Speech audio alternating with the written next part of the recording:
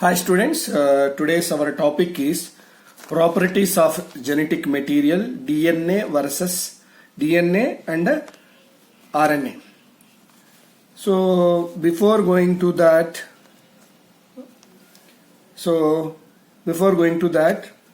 we need to know about the previous class Hershey-Chase experiment. Already we discussed about that. The Hershey-Chase experiment proved the DNA is a genetic material. DNA is a genetic material.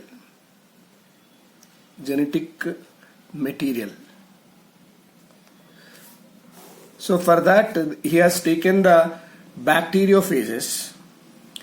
The bacteriophages are infected to the bacteria. It is a virus which infected to the bacteria, so that they are called it as a bacteriophages. Here the bacteriophages are grown in the radioactive phosphorus and radioactive sulfur. The bacteriophage which grown in the radioactive phosphorus, the radioactive phosphorus is incorporated into the DNA of the bacteriophage. Here in this, the radioactivity is incorporated.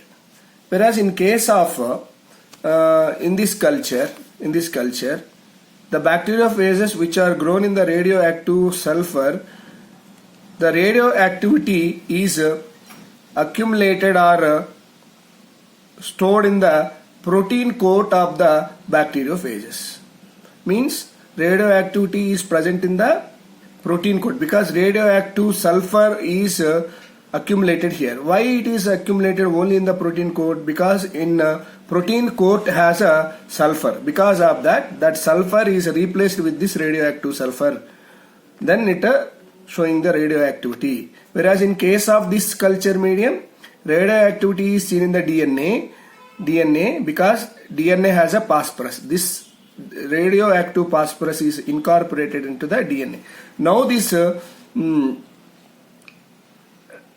bacteriophages are allowed for the infection to the bacteria. Then they, when infection takes place with this bacteriophages to the bacteria, the genetic material what is present inside the bacteriophages is enter into the bacteria here. Now the bacteriophages are infected. Then by blending the bacterial protein coats are separated. Now they identified that what is entered into the bacteria. Then it confirmed that the DNA material is entered into the bacteriophage. That is a DNA, not a protein. That is a DNA. So because radioactivity is seen in the radioactive phosphorus is seen in the inside the material of the one bacteria. In other bacteria it is not seen, because it is not a radioactive. It is not having any radioactivity. So that finally confirmed that DNA is a genetic material. So later, but in some viruses, RNA is a genetic material. It cleared that some of the viruses have RNA is a genetic material, like TMV, tobacco mosaic virus, and QB bacteriophages. So that means DNA and RNA are the genetic material in the organism. The genetic material follow some criteria to work as a genetic material. So what are those criteria which can followed by the genetic material? So first criteria is it should able to generate its replica. It should able to generate its replica. That is the first criteria. So here the DNA is replicated as a DNA. DNA is replicate the DNA in S phase of the cell division. In cell division mechanism, there is a stage in S phase. In interphase, there is a stage in the that is S phase. In that S phase, the DNA is replicated and form the many copies of the DNA. So, in case of RNA, it is also replicated RNA. It replicated the RNA particles. Actually, this is enter into the human being, then it is a human being or any other body, and then it multiplies and it form the many copies. So here the both of these genetic materials are developing their replicas by the replication method, so that it is fulfilled. And next character is it should chemically structurally stable. It should chemically structurally stable. DNA and RNA are RNA showing some stability. So which is showing more stability? Let us see that. DNA is showing more stability than the RNA. DNA is showing more stability than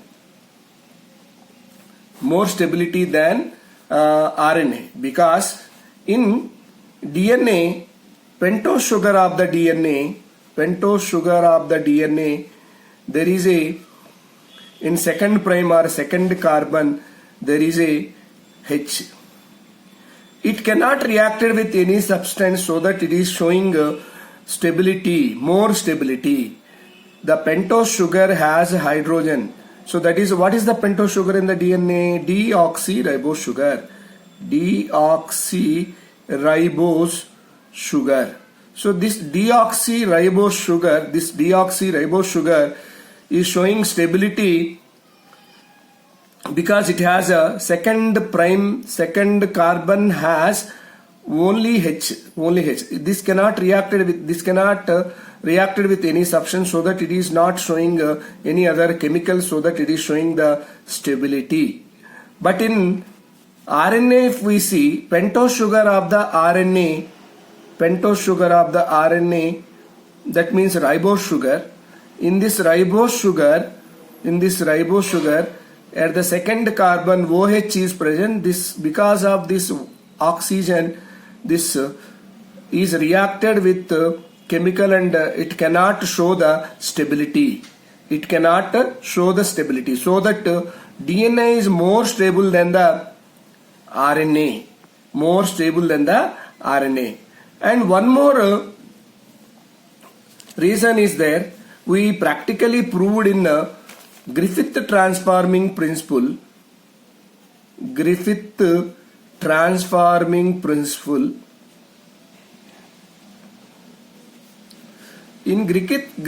transforming principle, we used heat to kill the S strain. We used some temperature. Because of that, only some material of this bacteria is degenerated. That means here the DNA is not degenerated. DNA is not destroyed here. DNA is not destroyed. So that the DNA, the genetic material inside the S strain bacteria is able to convert the R strain as a S strain. That means here it is involved in the transformation of R strain as a S strain. So because of the stability only it is possible. If it is heated more than the 90 degrees centigrade or 80 degrees centigrade, the DNA strands, whatever it is in helical structure, those are separated. Even after that, after when appropriate temperatures are available, again they coiled and converted as a helical structure and showing the helical structure. So this is about the stability of the genetic material. So that DNA is more stable than the RNA. The next criteria is it should provide scope for the show changes that are required for the evolution. You know that every genetic material show the mutation. So there are some changes taken place in the genetic material. Due to that changes, there are some modified character. Because of the modified characters, these modified characters are useful for the evolution. If you see the human evolution, there are several stages in there, several steps in the human evolution. We observed many stages in human evolution. Because of the slight changes in their DNA, that is a mutation. Because of that, we identified the different characters in the stages of the human evolution. So that these slight changes are useful for the human evolution or evolution of organism. So this is the one of the criteria. Next criteria is it should able to express itself in the form of Mendelian character. It should able to express itself in the form of Mendelian characters. So how the Mendelian characters expressed? DNA is involved in the transcription and synthesize the mRNA. Then the mRNA is synthesize the protein by the translation. By the transcription, mRNA is synthesized. By the translation, the mRNA is decoded the protein. So DNA, the genetic information present in the DNA is transferred to the mRNA in transcription. That the mRNA decoded the amino acid, polypeptide amino acid chain, then protein is synthesized. That means the DNA express the character. The gene present in the DNA is express the character. So here such a way characters are expressed by the DNA. So for the expression of the character by the DNA, it should depends on the mRNA. It should depends on the mRNA or RNA. But RNA directly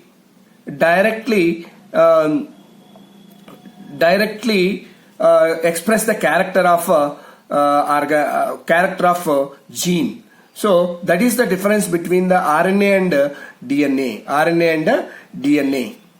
So that means RNA can directly code for the synthesis of proteins, hence can easily express the character. But DNA is not directly express the character, so that it depends on the RNA for the expression of the character. So let us see some. Let us revise that characters. First one is replica.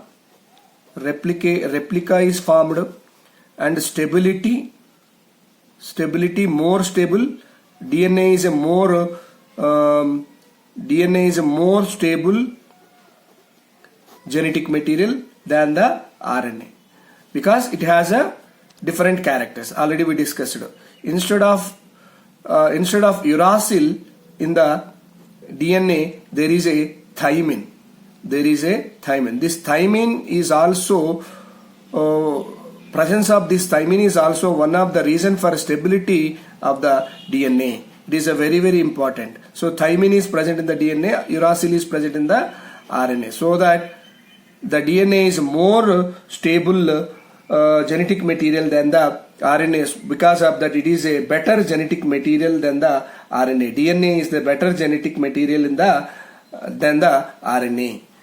So next. So DNA is more stable is preferred for storage of genetic material, storage of genetic material or genetic information. For the transmission of genetic information, transmission of genetic information,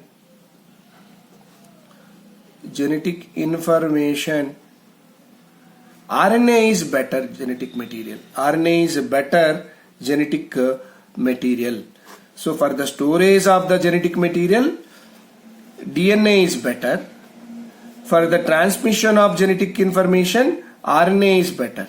So this is a very, very important point. So because it is a stability, it is showing the stability.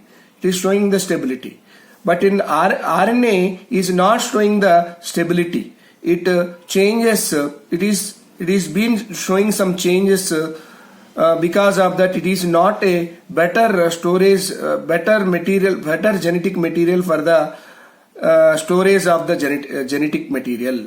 Better genetic material for the storage of the genetic information.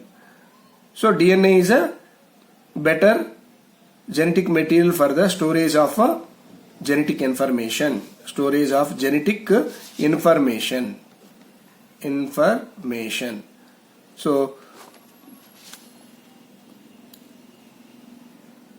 next, RNA world. We know RNA was the first genetic material in organism. First Monera organisms, some of the bacteria, some of the organism have RNA is a genetic material. RNA is a genetic material.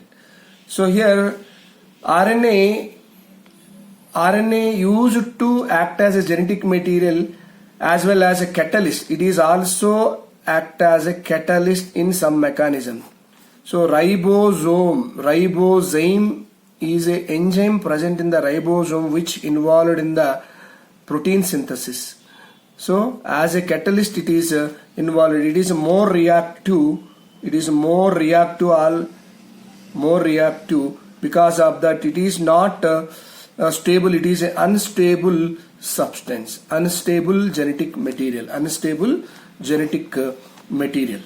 So the RNA from the RNA because of the few modification, DNA is developed. So the DNA is developed by the few modification in RNA. Few modification taken place in the RNA, due to that DNA is developed. The RNA is two types. Basically RNA is two types: genetical RNA, non-genetical RNA. Non-genetical RNA. Genetical RNA is a RNA which is a genetic material in some organism like viruses. Non-genetical RNA is not involved in the heredity. These are involved in the protein synthesis. These are different types. These are called it as mRNA, tRNA, rRNA. mRNA, tRNA, rRNA. So this mRNA is called it as a messenger RNA. It is called it as a messenger RNA. tRNA is called it as a transfer RNA. rRNA is called it as a ribosomal RNA. Because it is present in the ribosome, so that it is called it as a ribosomal RNA. Whatever the RNA actually that is synthesized in the nucleus, inside the nucleus, it is synthesized from the DNA by the transcription, then this come into the cytoplasm. Then those come into the cytoplasm. So these are the three different kinds of RNA. Messenger RNA. What is the messenger RNA? The information present in the DNA is passed to the cytoplasm through this mRNA. So tRNA carry the particular amino acid, carry the particular amino acid, transfer the particular amino acid towards to the mRNA for the protein synthesis. This rRNA is present in the ribosome, so that it is called as a ribosomal RNA. Ribosomal. These are the different kinds of RNAs. So let us see about these different types of RNAs. First, mRNA. mRNA is called as a messenger RNA. Messenger RNA. Messenger RNA. So this messenger RNA first coined by the mRNA term coined by Volkin in E. coli bacteria. E. coli bacteria. And later it was explained by Jacob and Monod in 1961. 1961 it was explained by the Jacob and Monod. And this mRNA present 3 to 5% of the total RNA. 3 to 5% of the total RNA. Actually this mRNA is synthesized in the nucleus. This is a nucleus. Inside the nucleus the mRNA is synthesized and finally come into the cytoplasm through the nuclear pore. Then this is a mRNA. It is a single stranded structure which has a 5' and 3' end, and it has some nucleotide sequence. So the nucleotide sequence are present. Nucleotide sequence or nitrogen base sequence is present in the mRNA. So like A, U, G, A, U, G, A, C, A. So like that nitrogen base sequence is present. 3 nitrogen base sequences are called as a codon. 3 nitrogen base sequences on the mRNA call it as a codon. Like that many codons are present in mRNA. So that is the information. This is the information present in the DNA is passed to the mRNA. Then this mRNA come into the cytoplasm. What is the use of this mRNA now? This mRNA is used in the synthesis of protein. So this codon is the message of the mRNA in the form of codon can decoded as a polypeptide amino acid chain, and finally protein is synthesized in the cytoplasm. So what is the percentage of the mRNA in the cytoplasm of the cell? 3 to 5% of the total RNA.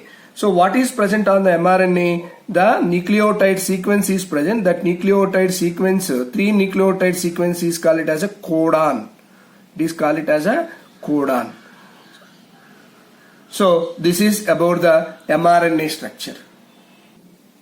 Next topic is tRNA.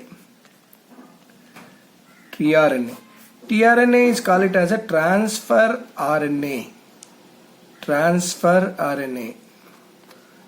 When the mRNA come into the cytoplasm of the cell with their codons, mRNA come into the cytoplasm with their codon.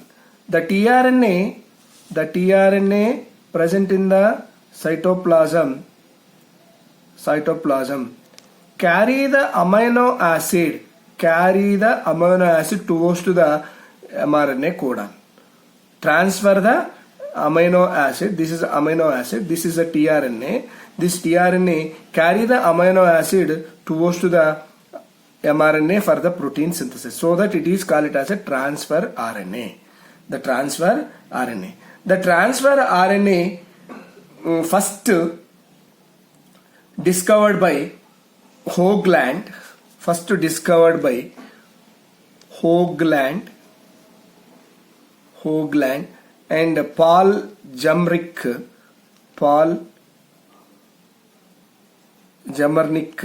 in 1957. So these are first to discover the tRNA. After that, Robert Holy given the clear detailed structure of tRNA from the East. In East, the tRNA detailed structure was collected and explained by the Robert Holy. So this is actually present in the 10 to 15% of the total RNA. This tRNA present in the cytoplasm, 10 to 15% of the total RNA. 10 to 15% of the total RNA. So let us see the structure of tRNA. So actually tRNA is having like this. It is the structure of tRNA. This structure of tRNA is called it as a clover leaf model. Clover leaf model of tRNA. Clover leaf model of tRNA. In this clover leaf model of tRNA has 5' and 3' and it is actually single stranded structure. It is not a double stranded structure, only single stranded structure, but it is folded like this. The single stranded structure is folded like this. This tRNA study was made by Robert Holy and his colleagues, and he got a Nobel Prize along with the Khorana. Robert Holy and Khorana and Nirenberg in 1968. So Robert Holy and his associate Khorana and Nirenberg in 1968, they given the detailed structure of the tRNA and they got Nobel Prize in 1968. Nobel Prize in 1968. So let us see the structure. Here each tRNA has 5' end and 3' end. At the 3' end has unpaired nitrogen bases are present. CCA. Unpaired nitrogen bases are present. It is not paired with any nitrogen base. So that is a CCA end. This CCA end is called as a amino acid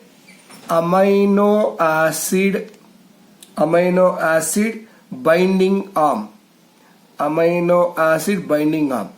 In cytoplasm, so whatever the amino acid is present, this amino acid is attached to this 3' end, then it carry the amino acid towards to the mRNA codon.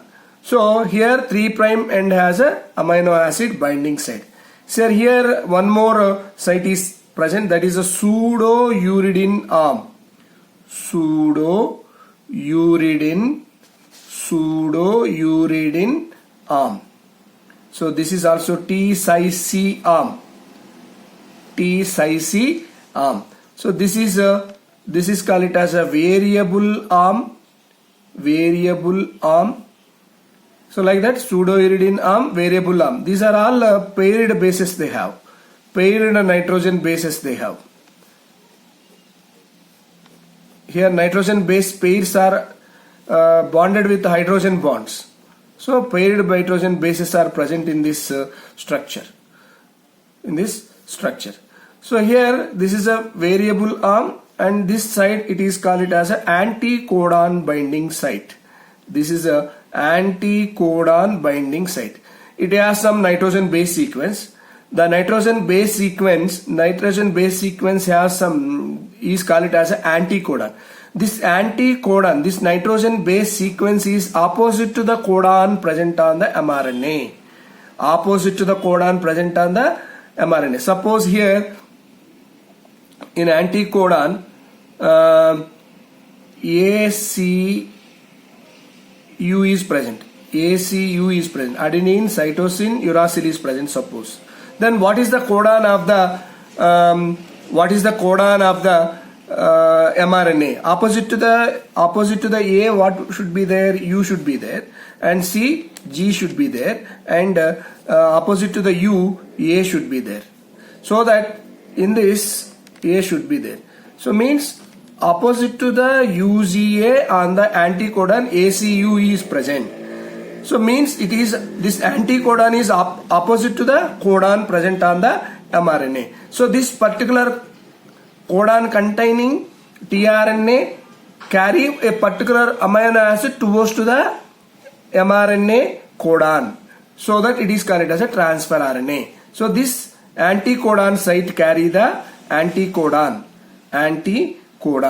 and then next at the here dihydrouridine arm. This is also called DHU arm. So like that, different places are present at the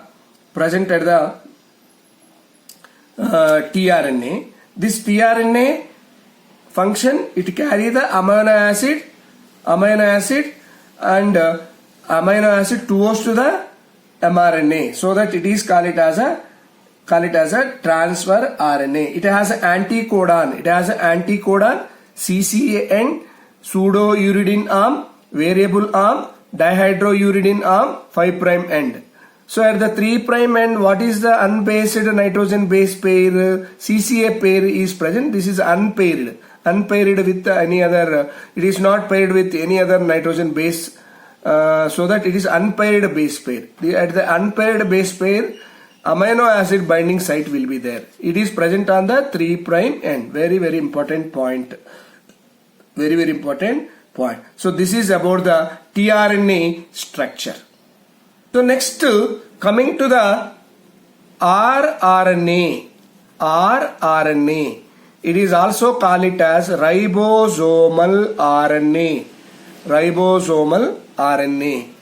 Because of that, it is called it as because it is present on the ribosome. This rRNA is present on the ribosome.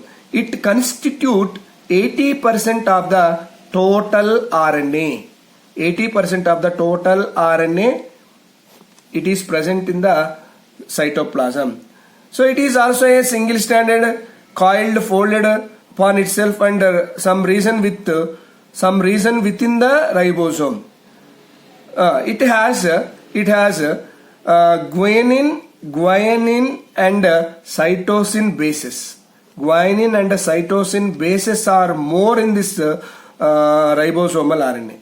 So in ribosomal RNA there is a particular enzyme that is called it as a ribosome that is involved in the protein synthesis. So here this ribosomal RNA is involved in the synthesis of protein, so that it also involved in the formation of the peptide bonds. The enzymes are required for the peptide bond present in the rRNA. So the enzymes which are required for the formation of the peptide bond in the amino acids are present in the rRNA. So this is about the rRNA structure. So next topic is DNA replication. DNA replication.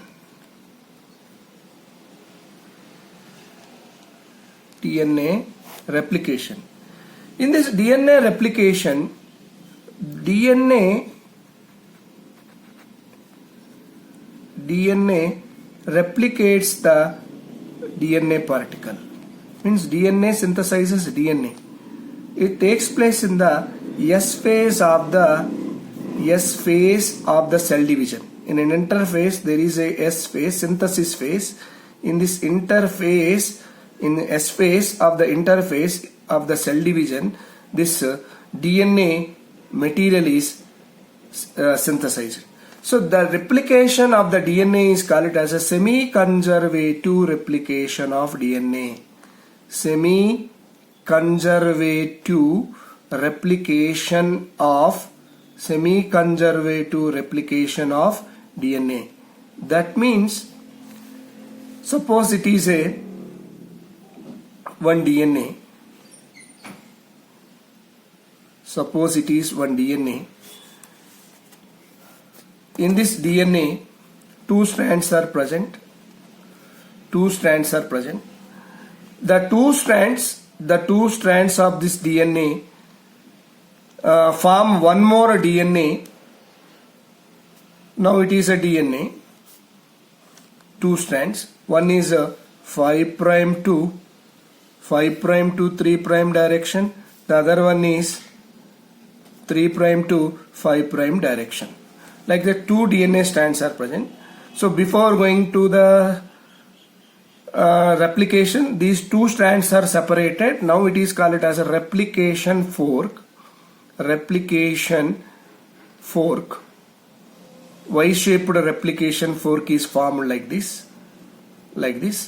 For this two DNA separated strands, a new DNA strand is formed.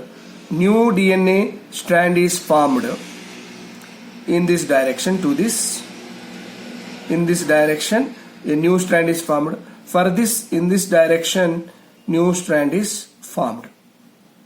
Like this, for each and every DNA single strand, a parental DNA strand, a new strand is formed opposite to their structure. One more new strand, daughter new strand is formed to the parental strand. That means each daughter DNA has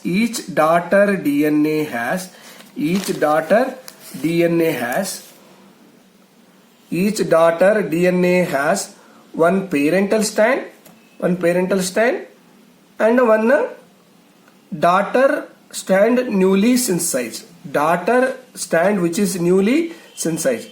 So it is called as a semi-conservation. Like this here also, for each strand a new daughter strand and one parental old strand is present. So red color represent the parental strand. For this parental strand, blue color representing the new daughter strand. New daughter strand and parental strand is present. So that every daughter DNA has one parental strand and newly formed strand is present. So that it is called as a semi-conservative replication of DNA. This semi-conservative replication of DNA is taken place it occurs in the S phase of the interphase cell division. S phase means synthesis phase. So actually this DNA replication takes place in the interphase. For each and every parental strand form the new DNA strand. So that it is called as a semi-conservative replication of DNA briefly. This replication of DNA was explained by Watson and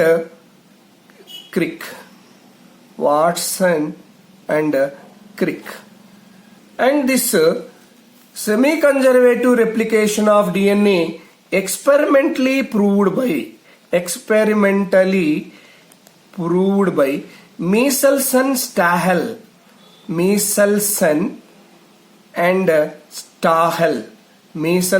Stahel in 1958.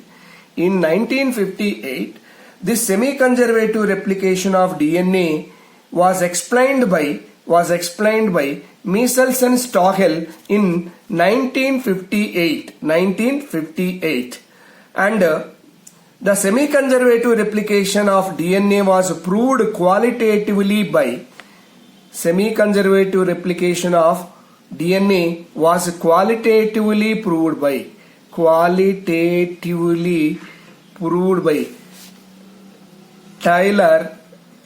Tyler in 1954. In 1954, qualitatively explained by Tyler in 1954, experimentally proved by Michelson and Stohel in 1958. In coming video, we are going to learn about the semi-conservative replication of DNA experimentally by the Michelson-Stohel experiment. So this is today's class. Thank you.